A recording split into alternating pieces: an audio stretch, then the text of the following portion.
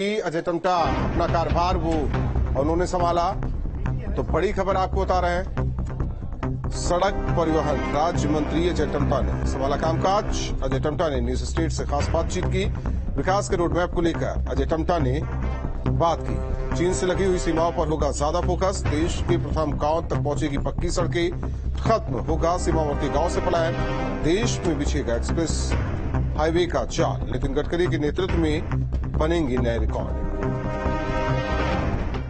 विकसित भारत का सफर बिना सड़कों के तय नहीं हो सकता। ऐसे में जरूरी है कि सड़कों का विकास इस लिहाज से किया जाए कि भारत 1947 के 100 साल बाद यानी 2047 तक विकसित देश बन सके। अजय टम्टा जी हमारे साथ बात करने के लिए MOS रूरल एंड ट्रांसपोर्ट के सर, अगर भारत के विकास में सड़क की बात करें, पिछली सरकार में वाइब्रेंट विलेज प्रोग्राम बना था, पिछली सरकार में पहला गांव बनाया गया था। इस बार कैसे सीमावर्ती इलाके, क्योंकि आप भी उसी राज्य से आते हैं, किस तरह से विकास किया जाएगा सड़कों का? मैं बहुत ही सौभाग्यमान अपने को मानता हूं कि मुझे इतना महत्वपूर्ण विभाग माननीय प्रधानमंत्री जी के द्वारा ये बहुत बड़ी जिम्मेदारी मुझे दी है और आदरणीय नितिन गडकरी जी के साथ मैं काम करके एक और अच्छा अवसर मुझे मिलेगा। और खास तौर पर जिस प्रकार से पूरे देश भर के अंदर रोडों के अंदर क्रांति हुई है पिछले 10 सालों में, पूरे देश की जो कठिन कठिन मार्ग थे उन सभी को सरल बनाने में, उनको चौड़ा बनाने में, कहीं 6 लेन कहीं 4 लेन, देश की दूरी कम की है। अब यहीं से देहरादून की दूरी देखिए, आज पहले हम 10 घंटे लगते थे, आज हम 4.5 घंटे में पहुंच जाते हैं और आने वाले टाइम में हम शायद 2.5 घंटे में हम पहुंच जाएंगे। तो ऐसे मार्गों का निर्माण हुआ है। तो ये सौभाग्य है कि इतना महत्वपूर्ण विभाग मुझे जो जिम्मेदारी दी है, इसका मैं भी रात दिन मेहनत करके इसमें और अच्छा क्या हो सकता है, क्या काम कर सकता हूँ। मैं पिछले दिनों चंडीगढ़ से कुल्लू मनाली गया था क्योंकि मैं मंडी का प्रभारी था। तो पहले जब जाता था तो 12-13 घंटे लगते थे और इस बार जो है अगर आप चंडीगढ़ से जाएंगे तो आप 4.5-5 घंटे में मनाली पहुंच जाएंगे। तो सर, लगता है कि जो सीमावर्ती इलाके हैं जहां पलायन की खबरें आती थी वो चीजें अब खत्म हो जाएंगी। वाइब्रेंट विलेज प्रोग्राम भी चल रहा है, खासतौर पर अगर चीन और भारत से लगे हुए पहाड़ी राज्यों की सीमाओं से और सड़कों की बात की जाए। मैं इसका स्वयं का जीता जागता उदाहरण। प्रधानमंत्री जी मेरे वहां आए थे और एक ही दिन में 4 कार्यक्रम किए थे, कैलाश मानसरोवर में, जोलिंगकोंग में और गुंजी में और जागेश्वर में। और पहले लोग साल भर में 2-4-5 हजार लोग जाते होंगे आदि कैलाश, तब रोड भी नहीं थी, अब रोड बन गई है। लास्ट पॉइंट तक रोड बन गई है, जोलिंगकोंग तक, वहीं पर पार्वती सरोवर है और वहीं से आदि कैलाश के आप दर्शन कर सकते हो।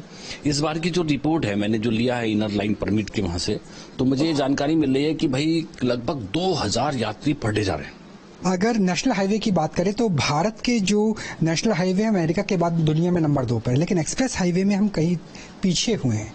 तो आपको लगता है कि सरकार में, क्योंकि मोदी जी ने कहा था ट्रेलर है, अभी पिक्चर बाकी है, एक्सप्रेस हाईवे का जाल भी पूरे देश में देखने को मिल सकता है क्या? मुझे लगता है कि जिस प्रकार से एक्सप्रेस हाईवे के माध्यम से हम बहुत कम समय में अपनी दूरी कम कर सकते हैं, ट्रांसपोर्ट जल्दी पहुंचा सकते हैं और वास्तव में अभी हमको और एक्सप्रेस हाईवे बनाने में प्रधानमंत्री जी ने हमेशा अपना योगदान दिया है और मुझे लगता है आने वाले समय के अंदर प्रधानमंत्री जी के मार्गदर्शन में, नितिन गडकरी जी के मार्गदर्शन में हम एक्सप्रेस वे भी ज्यादा बनाएंगे। इलेक्ट्रिक व्हीकल्स के लिए वहाँ पे चार्जिंग स्टेशंस हो, जो कूड़े के पहाड़ हमें दिल्ली के आसपास भी नजर आते हैं, उसका भी निवारण हो, नई सड़कों के रास्ते, इस तरह के इनिशिएटिव भी आगे होंगे क्या? क्योंकि 100 दिन का आपका प्लान भी बन चुका है। माननीय प्रधानमंत्री जी के मार्गदर्शन में जिस प्रकार से नितिन गडकरी जी ने कूड़े पे भी बहुत सारा काम किया और आज कूड़े के ढेर आपको कहीं कहीं कम करते हुए दिखाई दे रहे, क्योंकि उसको कहीं ना कहीं रोड के लिए उपयोग में किया जाता है और उसके जो निकलने वाली जो खाद है उसका उपयोग ऑर्गेनिक होता है, तो उसका भी कहीं ना कहीं उपयोग हो रहा है।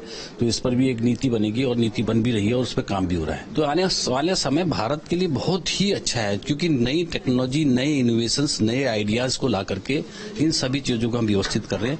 मैं आपके माध्यम से कहना चाहता हूं कि आने वाले जो 2047 का भारत है, जो विकसित भारत है, वो बहुत महत्वपूर्ण भूमिका नरेंद्र भाई मोदी जी के मार्गदर्शन में करेगा। न्यूज नेशन को वक्त देने के लिए बहुत बहुत शुक्रिया। चलिए, विकसित भारत का रास्ता सड़क परिवहन से तय होगा, उसमें इलेक्ट्रिक व्हीकल भी होंगी, कूड़े का निर्धारण भी होगा और साथ में कोशिश इस बात की भी होगी कि हर एक गांव को जोड़ा जाए, सीमावर्ती इलाकों से पलायन समाप्त कर दिया जाए। कैमरा सहयोगी जयराम के साथ राहुल अब्बास, न्यूज स्टेट दिल्ली। शिवराज सिंह चौहान ने कृषि मंत्रालय